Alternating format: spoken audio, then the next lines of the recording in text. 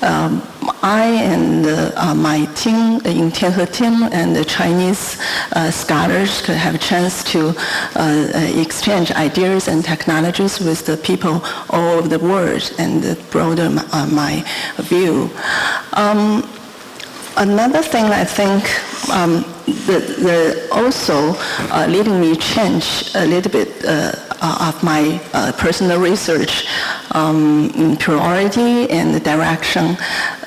What can I say that it's come from transfer from the system-centric to the application-centric?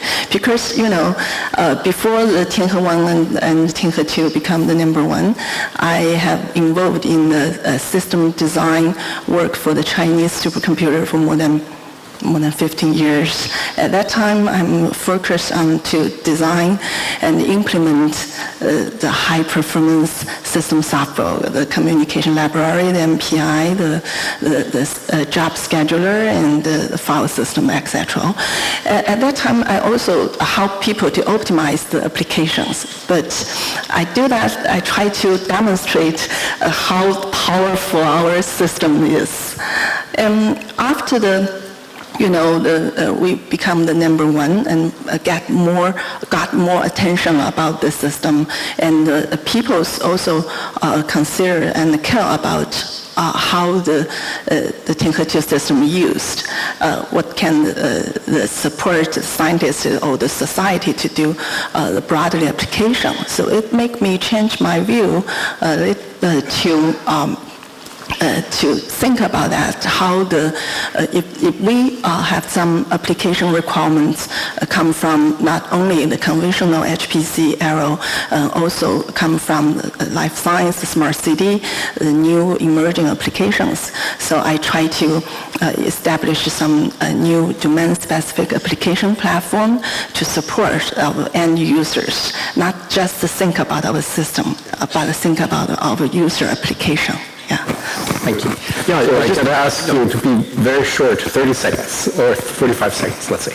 It'll be short. Just as a follow-on to what we were talking about before, I wanted to say that even as the top 500 kind of keeps the government coffers pouring money into this industry, and important for that reason, I think it's also a very good development that a lot of the big initiatives like ECP in the U.S., Euro HPC, and initiatives in Asia too are making the internal metric performance gains on their own applications. Very good point. Yes. Well, I've been thinking it's a hard question to answer. The agency that funds us, the ETH board, is putting really all the relevance on the internal metric on certain applications.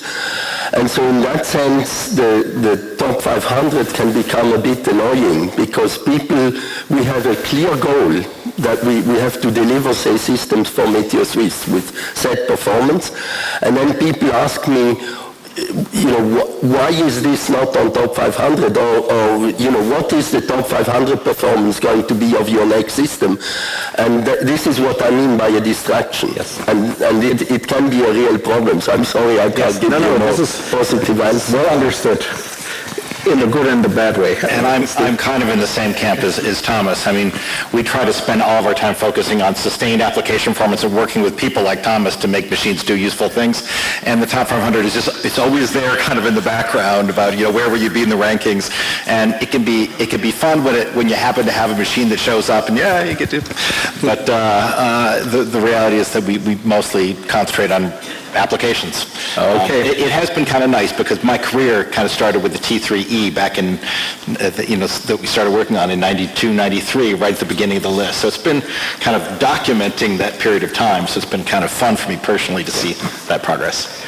Okay, so I promised two things, finishing quickly, but also if we have time to ask you a real challenging question. So I want you, if you have the answer to the question, just say the answer and maybe 2 words about why you came up with this answer, but no long explanation. So in 25 years, in another 25 years, which is, I believe, 2043 or maybe 2042 if you go back, what do you think the number one system of the top 500 list will perform? two words. One's Zota, I think Zota flops, and another is maybe another quantum computing system. Single-digit zettaflops. I think it will not exist anymore. In its current form, and we see some of this already today. Many applications run much better at lower precision, and didn't UJAC show that even the dense linear algebra problem of HBL can be solved more efficiently in mixed precision with tensor flops. So either we change the rules and then your historic record goes out of the window, or it just doesn't pay anymore to worry about top 500. Yeah, I don't know if we're going to get a CMOS replacement or not. If we don't, I think we'll be at kind of 10 exaflops, and if we do, I'll say 10 zetaflops